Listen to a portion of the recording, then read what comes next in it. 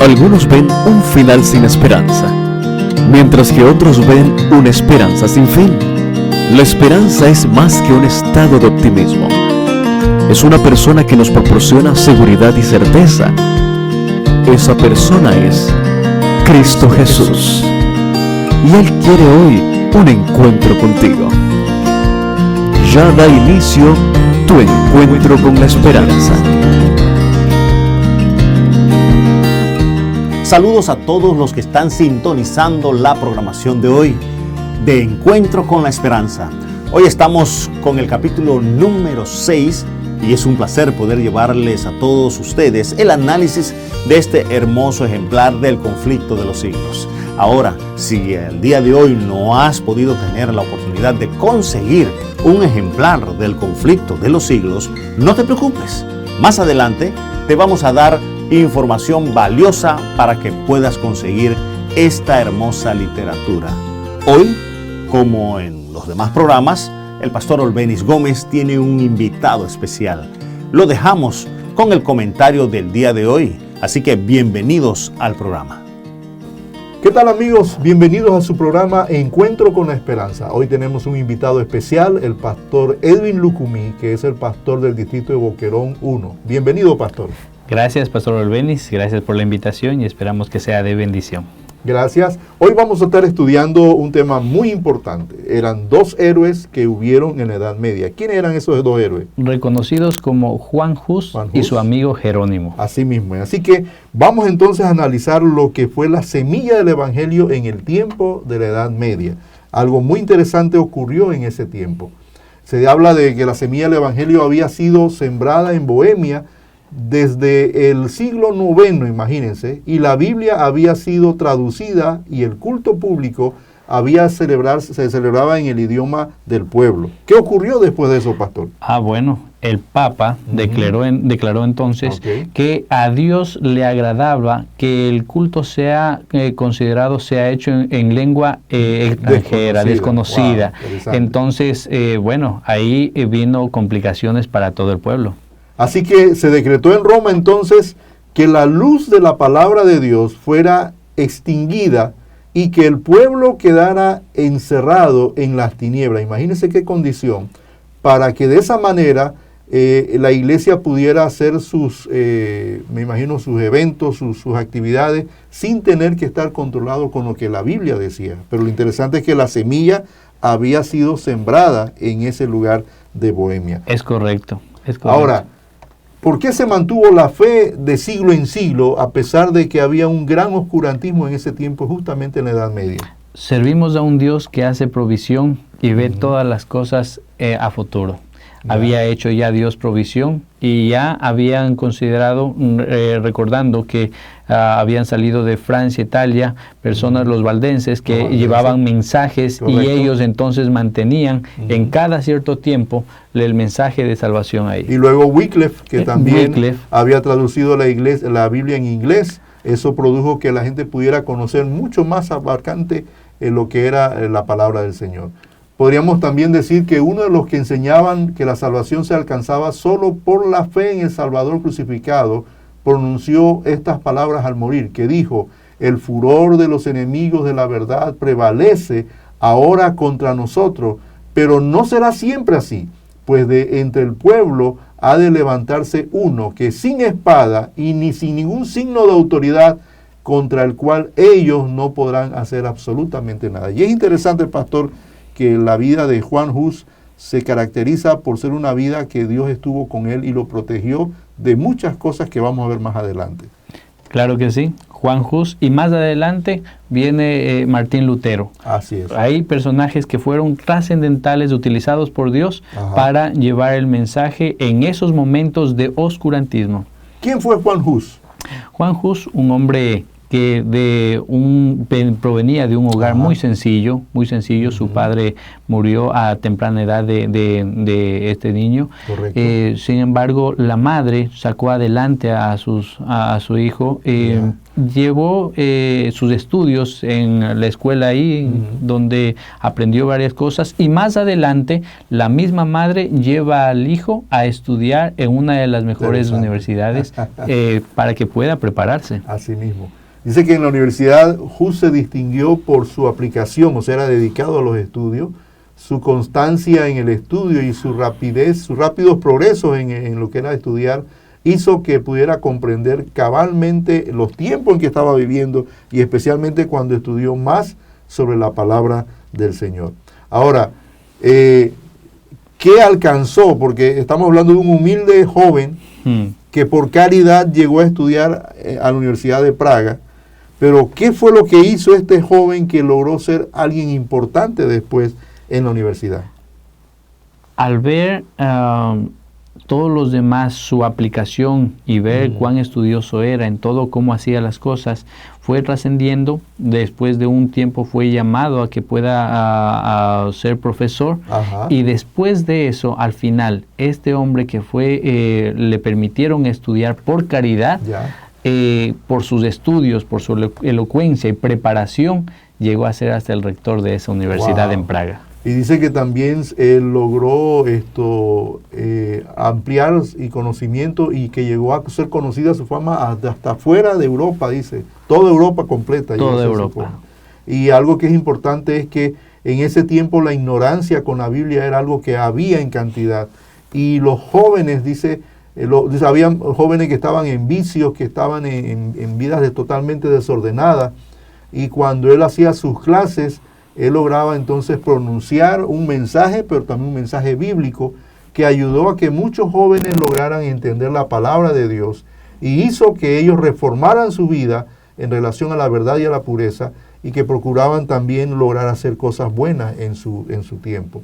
Por esa razón, el mensaje de la palabra de Dios se extendió inclusive a Alemania. ¿Y cómo fue que se extendió de Bohemia a Alemania? Bueno, en estas clases que el catedrático ahora, Hus daba, muy reconocido y respetado, ahora varios de esos alemanes acogen esa fe y entonces dejan esa universidad y regresan a su pueblo, a su país, natal. Y entonces comienzan a dispersar lo que habían aprendido en esta universidad. Interesante la manera como Dios usa a personas importantes, pero también personas sencillas, para que el Evangelio pueda ser expandido en todo su lugar. Y dando a conocer que en ese tiempo la Biblia no era un libro oficial y no era un libro que era reconocido, ¿verdad?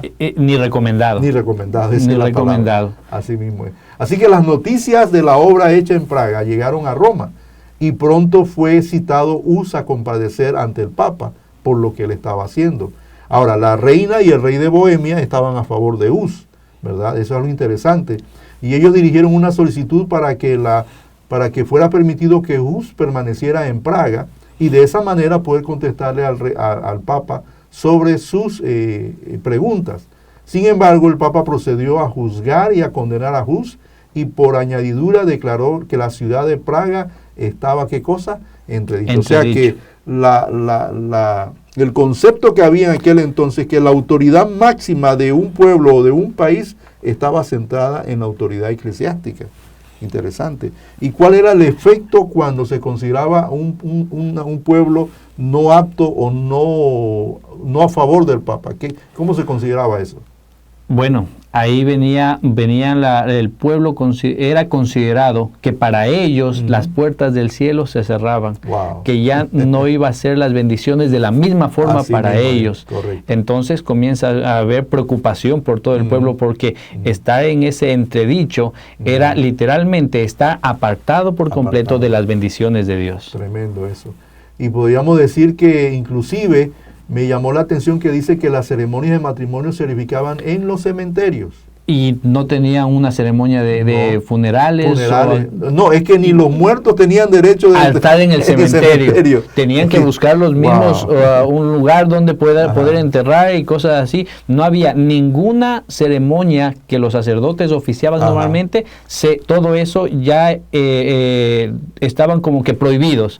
El pueblo no tenía derecho a pedir esa bendición de una ceremonia, sea de matrimonio, sea de funeral o cualquiera otra, para ellos. Ahora, pastor, tenemos que hacerle ver a nuestros amigos oyentes y los que nos están viendo que lo que estamos hablando es la historia en el tiempo de la Edad Media. Estamos hablando de cosas que ocurrieron, cómo la iglesia en cierta forma fue tan dominante, en una forma abarcante, que los que iban en contra de ellas pues eran considerados herejes, simplemente herejes, y eran también condenados a muerte, ¿verdad? Y en el caso de estas ciudades eran consideradas non gratas, o lo que significaba era que no gozaban de la bendición, en este caso del Papa.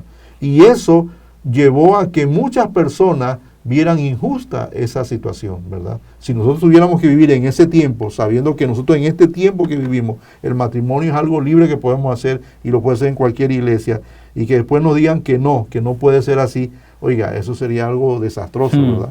Pero bien, seguimos. Algo muy interesante era que Roma procuraba dominar la conciencia de los hombres en relación a ese concepto. Ahora, Hus siguió proclamando el mensaje a pesar de que había tenido una condena del Papa. ¿Cómo fue eso? Bueno, algo que solo para regresar en ese punto, considerando de alguna forma se implantaba el miedo para poder considerar el que haya respeto hacia la autoridad religiosa. Y eso fue un problema. Hus no quedó contento con eso y continúa entonces mencionando, llevando el mensaje. De alguna forma vemos cómo él continuó llevando el mensaje a diferentes lugares. No dejó de países también, diferentes países, se extendió, dejó de hablar un poco ahí en donde estaba en Bohemia.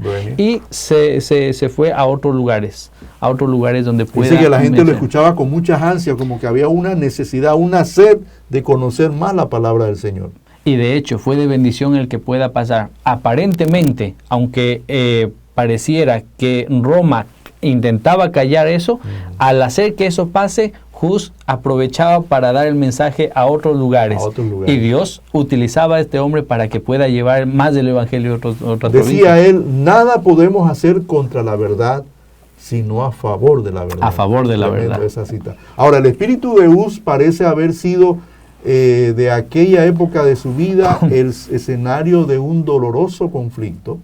Y lo que Hus realmente combatía era el abuso de autoridad y no la autoridad misma.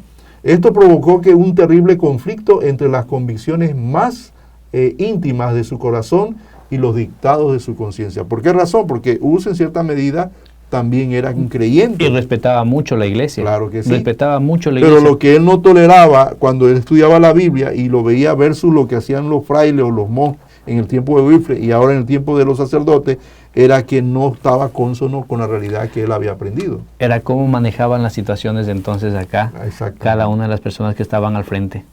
Ahora, otro elemento interesante es que cuando las cosas se calmaron en Praga, dice que Hus volvió a su capilla. ¿Y qué fue lo que pasó en su capilla, allá en la capilla de Belén? Dice el comentario que sus enemigos eran activos y poderosos, pero la reina y muchos de los nobles eran amigos de Hus. Eran amigos y eran allegados a él. Ahí viene y entra en la historia un hombre que acabamos de mencionar, que se llama Jerónimo. Jerónimo también fue de bendición en todo lo que se hacía para llevar el mensaje. Si hablamos de Jerónimo, un hombre también muy elocuente, muy dotado de conocimiento, tenía mucho conocimiento, pero en todo eso, en la forma de ser, era impulsivo, a la diferencia de Hus, donde era un hombre, aparte de su conocimiento y liderazgo, era apacible. Entonces, un equipo muy bueno que hicieron dinámico. Ellos. Y de paso trabajaron juntos en muchas de esas actividades en ese tiempo. Ahora, ante una gran oscuridad, también hubo una gran luz, porque es ahí el interesante de esto, pastor. Satanás intenta oscurecer el mundo, alejando la palabra de Dios del ser humano, pero Dios no deja su obra al azar. Dios también cuida su obra y hace que la luz permanezca aún en tiempos de dificultad. ¿Cómo fue eso? Eso fue una gran bendición. Dios reveló su luz y de alguna forma, como mencionábamos hace un momento, de tiempo en tiempo, Dios seguía levantando personas. Correcto. Y esas personas seguían siendo estandartes, llevando la verdad a los diferentes lugares. Y eso fue de gran bendición para el pueblo, porque no se acalló el mensaje que se estaba dando ahí, seguía multiplicándose. Es que se multiplicaba por el hecho de que como había persecución y estaban la gente persiguiendo a los que lo hacían, eso motivaba a las personas, oye, si esta es la verdad y la están persiguiendo. La injusticia llevaba a que vean todas las cosas que estaba pasando en ese entonces. O sea que mientras tanto una gran cisma asolaba la iglesia. 3 papas en ese momento se disputaban la supremacía del trono, imagínense usted eso. Y luego dice también que esto había convertido y llenaba los dominios de la cristiandad de crímenes y de revuelta, o sea que esto fue algo terrible. En ese entonces, dice la historia, que ellos comenzaron a levantar un poquito en cuestión de vender los talentos, las cosas que hacían para adquirir económicamente lo necesario, levantarse, y entonces comenzar a ver armas y cosas que ya comenzaron a afectar más al pueblo, al ver más injusticias y también crímenes y cosas. Es interesante estas revueltas porque precisamente cuando surge esto, Hus protesta sobre estas cosas, ¿verdad? Es la protesta contra las abominaciones que se estaban realizando en nombre de la religión, entre comillas, ¿verdad? Y el pueblo acusó abiertamente a los jefes papales de ser los causantes de la miseria que oprimían a la cristiandad de aquel entonces. Y era lo que no le quedaba, lo que no le quedaba claro a Hus, lo que no concordaba, porque aunque tenía respeto por la iglesia, veía esas injusticias y entonces no sabía por cómo poder afrontar esa situación y qué era lo que Dios le estaba diciendo, cómo debía avanzar en ese entonces. Wow. Ahora, viene un concilio. Y en el concilio los fines principales que debía procurar el concilio era poner fin al cisma de la iglesia y arrancar de raíz por completo la herejía.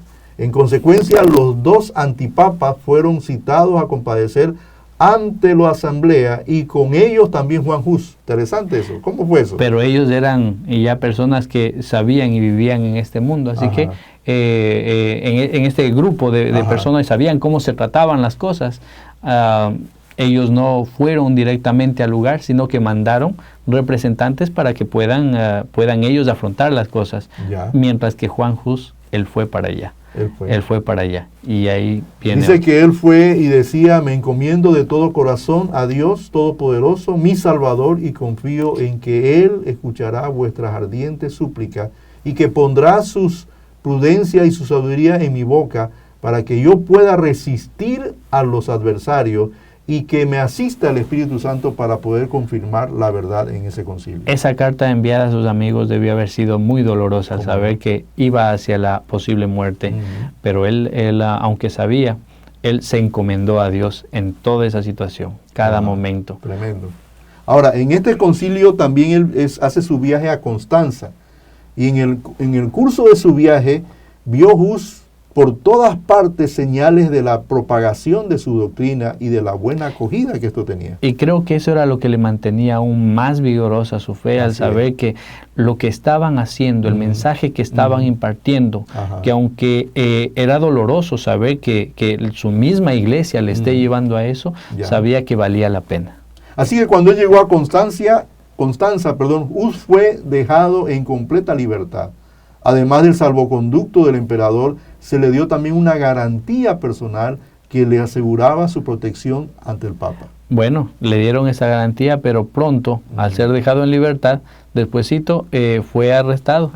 Y en ese arresto comenzó la parte casi final de toda esta situación con Juan Hus, pero aunque fue arrestado, el mensaje no dejó de darse. Y los antipapas fueron también destituidos. Y ahora se levanta un nuevo pontífice. Interesante esta descripción. Ahora, otra vez ante el concilio, ahora tenemos a un Hus que está arrestado, pero también su situación física y emocional no está bien. Debemos reconocer que los lugares donde les encarcelaban no eran hoteles 5 estrellas. los que son las cárceles de hoy. Los que son las cárceles de hoy, más claro, que ustedes pueden ver, sí. Inclusive la situación, cómo se mantiene allá, procuran la higiene, las cosas que deben tener, pero acá eran en las mazmorras, en lugares donde había no solo humedad, había de todo un poco, y las enfermedades venían enseguida. Juan Hus en este entonces se enfermó. Cayó enfermo por razón del entierro, el aire húmedo, por razón de los calabozos que estaban sucios. Esto ocasionó que él tuviera una fiebre que estuvo a punto de morir, de levantarse, llevarse al sepulcro, ¿verdad? Ahora, durante todo el largo proceso sostuvo Hus la verdad con firmeza, y su presencia de los dignatarios de la iglesia y del Estado allí reunidos elevó una enérgica y solemne protesta contra la corrupción del clero. O sea que Hus tenía razones suficientes para decir, lo que ustedes están haciendo no está bien. Pero a pesar de todo eso, de estar encerrado y de que esté frente a todo este concilio, que estaba todos en la mira para condenarle, no para ayudarle, el Señor en todo eso le sostuvo a Hus. Eso es interesante saber que en toda la historia vemos como Dios estuvo sosteniéndole, ayudándole para que él pueda estar firme, y pueda tener en su corazón, pueda tener paz y alivio. Tremendo, tremendo.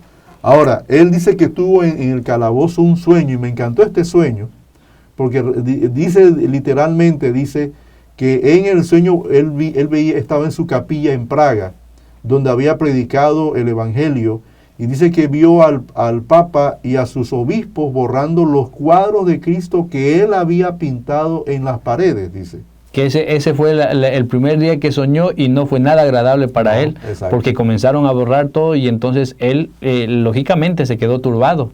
Lo interesante es que después tiene otro sueño, y ese sueño llega a darle más energía todavía, porque ahora vienen los del pueblo, los otros que se levantarían a pintar para que quede más reluciente, con más colores, más hermoseada el cuadro que estaba ahí. De paso, mencionar que en ese cuadro, en uno de ellos, está puesto Cristo Jesús, cuando entraba en su entrada triunfal, entonces, de forma muy sencilla, humilde, como es Jesús.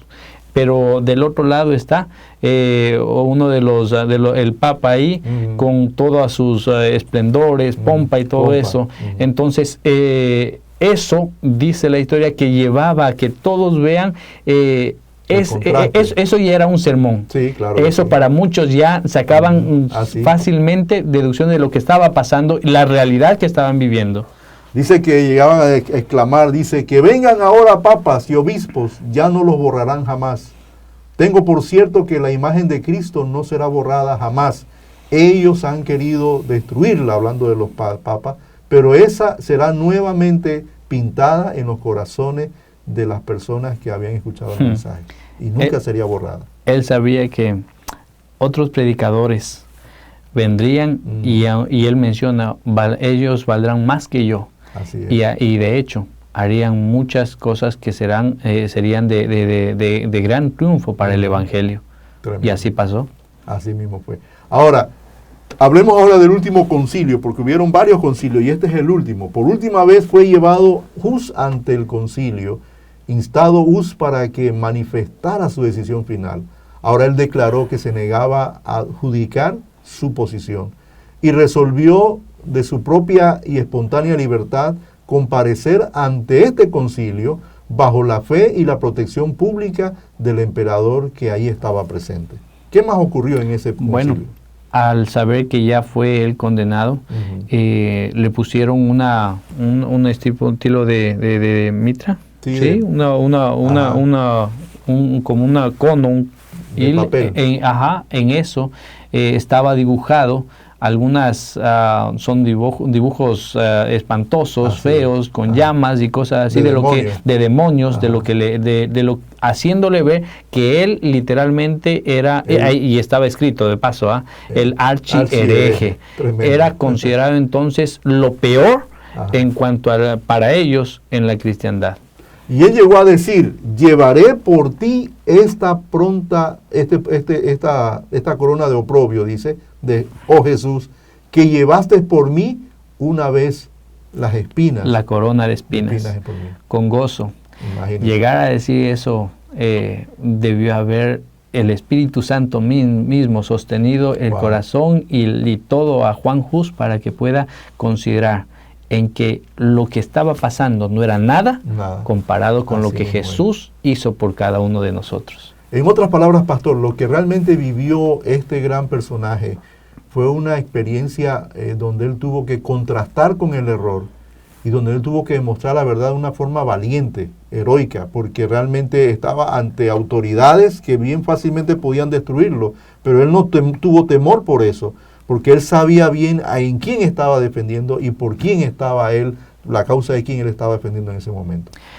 Aunque en su corazón roto, porque él había estudiado para poder impartir junto con la iglesia ese mensaje, se dio cuenta que habían cosas que se estaban haciendo de las que él no estaba aprendiendo de la palabra de Dios, que estaba en contra. Y lo interesante es que él llega a decir, le pregunta al concilio, ¿a cuáles errores, dijo Hus, debo yo renunciar?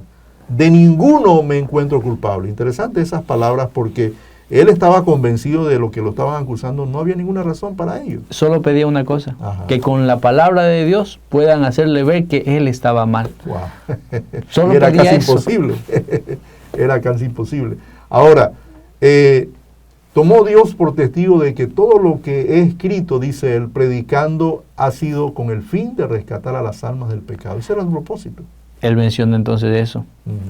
Pide y dice, Dios es testigo de que todo lo que he predicado, todo lo que he hablado, es de acuerdo a su palabra y no está en contra de lo que su palabra dice. Así es. Ahora, pero la pregunta sería, pastor, ¿y por qué él habló eso? ¿Qué es lo que estaría en contra de la Biblia con lo que estaban haciendo en aquel entonces la religión, entre comillas, que era de la iglesia, de Dios? En realidad, él había aprendido mucho acerca de la salvación por la fe. Él sabía que no necesitaba el pueblo pagar nada ni hacer nada. De hecho, en una de sus primeras caminatas que él hizo con la iglesia, él dio sus limosnas, entregó las monedas, las últimas que tenía, pero llegó a comprender y ver en su corazón que por qué tenía que él pagar para que haya un milagro para él, o pagar para que Dios le bendijera, cuando la Biblia dice que el ser humano no debe hacer nada para que Dios pueda darle la salvación, sino que la salvación es por la gracia y misericordia de Cristo Jesús. Sus mismos enemigos se conmovieron frente a tan heroica conducta. Un celoso partidario del Papa llegó a referirse y decir el martirio de Hus y de Jerónimo, que murió poco después, dijo, ambos se portaron como valientes al aproximarse a su última hora. Ya en la hoguera, Juan Hus, en sus últimos momentos, tal vez muchos podrían considerar ese era el último momento para que él se arrepienta, y de hecho le dieron oportunidad para que hasta ahí ya puesto, amarrado a la hoguera, para ya listo para encenderla nada más, le dieron la oportunidad para que pueda arrepentirse, pero él entonces menciona lo que acabamos de decir, que Dios es testigo de eso, que todo lo que ha predicado ha sido en nombre de Dios y con su palabra. Y ya al prenderle la hoguera comienza él a cantar, y dice que el canto decía, Jesús, hijo de David, ten misericordia de mí. Wow, tremenda declaración. Eso, ver todo el pueblo, o los que estaban ahí, los altos mandatarios, llamémosles así, en este entonces, algunos dicen que fueron conmovidos, que tal vez reaccionaron, varios de ellos reaccionaron a lo que estaba pasando. Así es. Y él pudo ver de una forma muy clara lo que los discípulos también vivieron en sus últimos momentos, porque en aquel día se cumplió en su favor la promesa del Señor a los primeros discípulos, que decía, seréis llevados ante gobernadores y reyes por mi causa, y cuando os entreguen no os afanéis sobre qué debéis decir o qué debéis de hablar. En aquella misma hora, dice la palabra de Dios, os será dado lo que debéis de decir, porque no sois vosotros quien habláis, sino el Espíritu de vuestro Padre que habla a través de vosotros. Ahí viene entonces ahora después a pasarle de la misma forma a Jerónimo. Así es. donde ahora él está enfrentando eso y Jerónimo recuerda todo lo que estaba pasando. Claro, en el caso de Jerónimo fue un poquito diferente, porque al principio él sí tuvo temor. Así es. Él sí tuvo temor. Y aunque sus palabras no fueron tanto negando, sin embargo, él intentaba vivir un poco más. Así es. Más después de haber sido regresado a la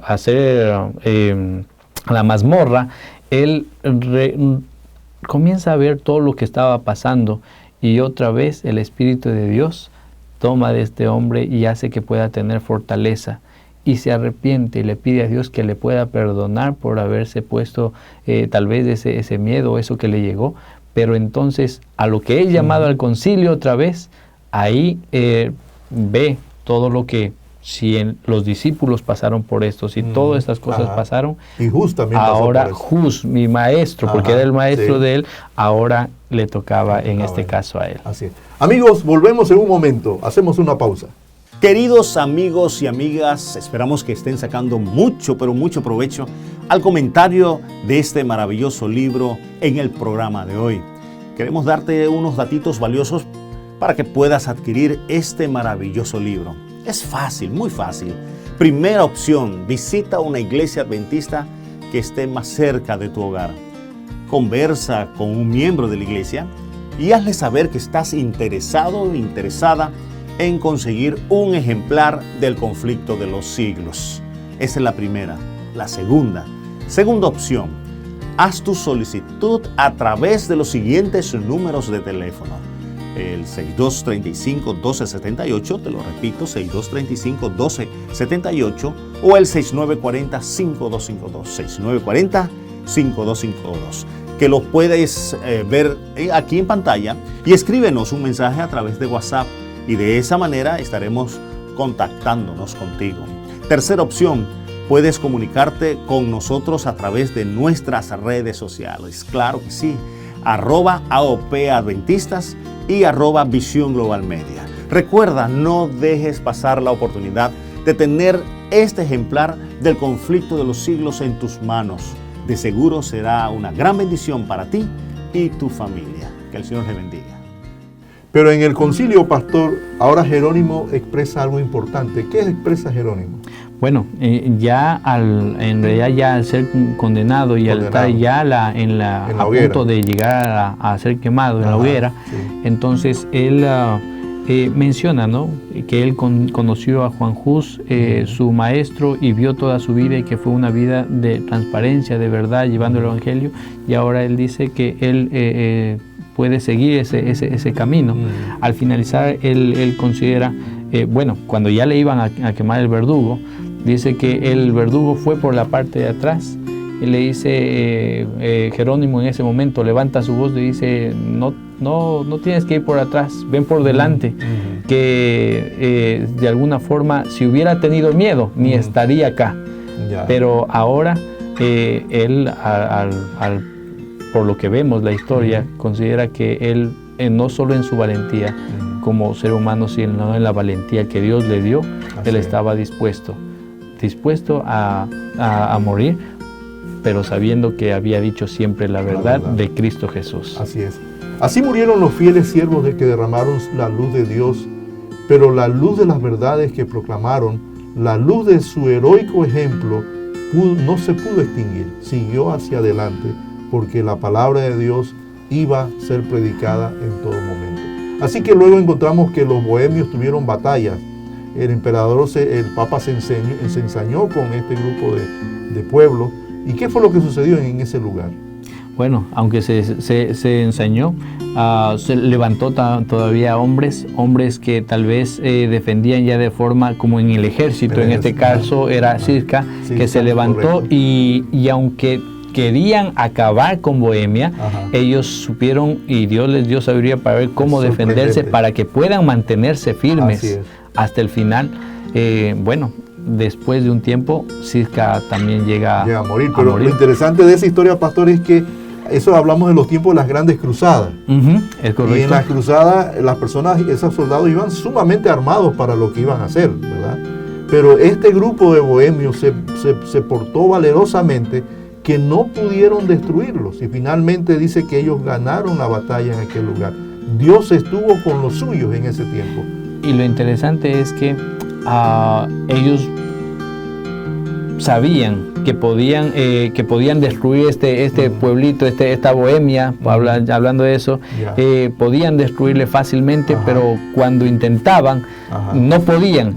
Y más se empecinaban con más ganas e ira, se llenaba de ira, dice la historia, por lo que estaba pasando, porque con esos no pueden acabar. Así mismo es. Y uno siempre tiene la idea que, bueno, las cruzadas fueron guerras exitosas que tuvieron el Papa para alcanzar más personas, pero no fue fácil para ellos.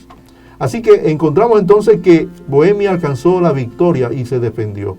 Y repentinamente un terror misterioso se apoderó de ellos, y sin asestar un solo golpe, que es lo interesante, esa fuerza irresistible se desbandó y se dispersó como un poder invisible. Esto pasa entonces ya después de la muerte de este primer general. Y ahora viene ahora Procopio, donde fue muy inteligente y muy audaz en las cosas que hacía, de hecho con un gran esmero, pero dice que después de ese disturbio, de lo que pasó allá afuera, no sabían ni cómo era que estaba pasando, pero les agarró un gran terror y todo eso, y ahora ellos les persiguieron, porque este ejército que venía a destruirlos, ahora huyó, y ellos fueron tras todo ese ejército y acabó con varios. Algo parecido que ha pasado en el Antiguo Testamento en las guerras que ha tenido el pueblo de Dios versus con el pueblo enemigo. La manifestación de Dios. Así que se ve en el tiempo de la Edad Media, algo interesante. Y mire, al pensar ellos que tal vez en esas guerras quedarían sin nada, porque corrían ese riesgo de quedar sin gente, sin todo, acababan esas ciudades y todo, ahora dice que ellos agarraron un gran motín. Y ahora, en vez de que esa guerra sea para bajar la economía, fue para subir. Porque ahora quedaron estables económicamente. Interesante. O sea que Dios siempre proveyó para su pueblo. Ahora, los hermanos se unieron también en aquel entonces. Y podríamos decir que los bohemios habían especificado 4 puntos como condición para hacer la paz con Roma en aquel entonces. ¿Y cuáles eran esos 4 puntos, pastor? Bueno, la primera, que era algo que sí anhelaban, era que haya la predicación de la Biblia. La palabra bíblica tenía que ser pronunciada. La segunda era que se puede dar el derecho a toda la iglesia para participar de los elementos del pan, del vino y la comunión y el uso de su idioma nativo en el culto divino.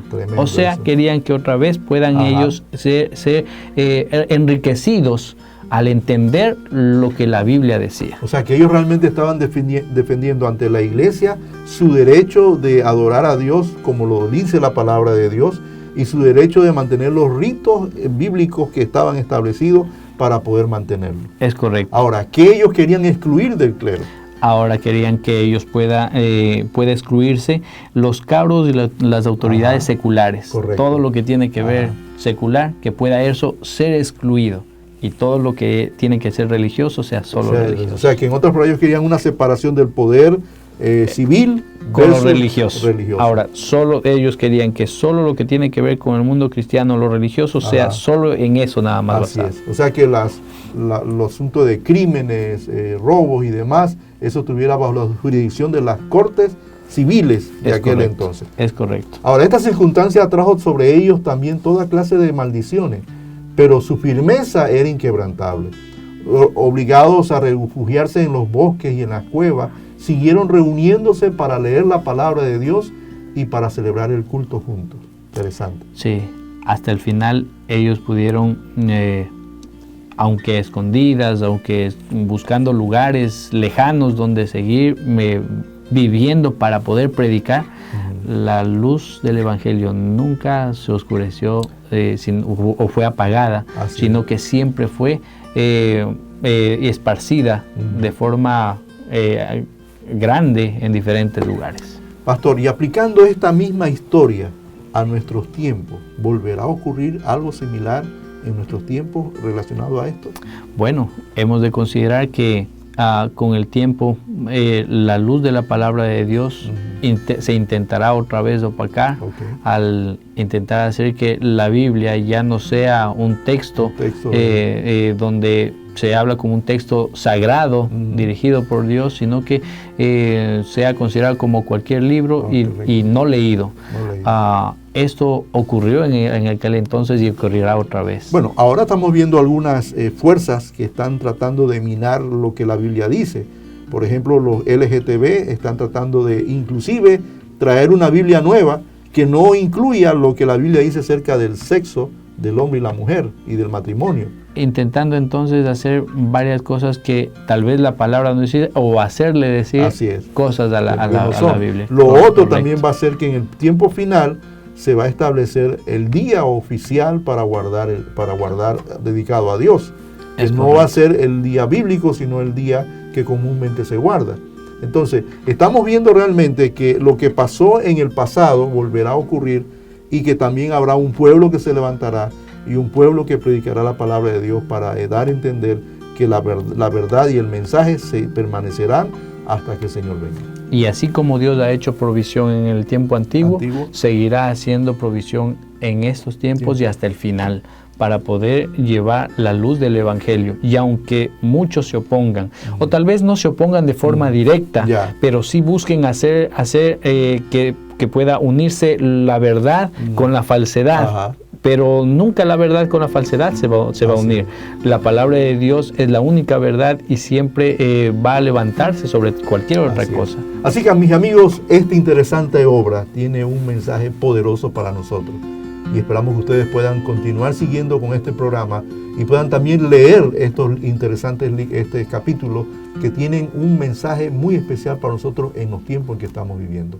Vamos a terminar nuestro programa y antes, pastor, quisiéramos que usted tuviera la oración para cerrar nuestro programa en esta hora. Gracias, pastor. Vamos a orar. Padre eterno, Dios de los cielos, cuán agradecidos estamos, Señor, en estar aquí con vida. Al saber, Señor, también mediante la historia, ver cómo tú guiaste a tu pueblo, cómo hiciste provisión. Y a pesar de que muchos llegaron a morir, llegaron al descanso, Señor, sabemos y entendemos que fue únicamente por tener en alto la verdad del Evangelio. Señor querido, habrán muchas cosas que pueda pasar al ser humano, pero permítenos ante todo mantener vivos nuestros principios en Cristo Jesús, que podamos estar fieles siempre a ti, y aunque vengan tempestades y aunque vengan circunstancias que tal vez no sean favorables o fáciles de conllevar, que podamos estar siempre de parte de la verdad. Amén. Guíanos, por favor, acompáñanos y ayúdanos, danos fortaleza, que así como tú le diste fortaleza y le ayudaste en aquellos entonces a Juan Hus, a Jerónimo, para poder sostenerse a pesar de las dificultades, puedas hoy hacer con nosotros también. Guíanos y protégenos, por favor. Te agradecemos por todo y bendice a cada amigo que nos escucha, a cada persona. En el nombre de Jesús. Amén. Amén. ¿Qué tal, amigos? Queremos informarles que para la próxima semana estaremos estudiando la encrucijada de los caminos. Interesante tema estaremos estudiando la próxima semana del capítulo número 7 del conflicto de los siglos. Que el Señor les bendiga.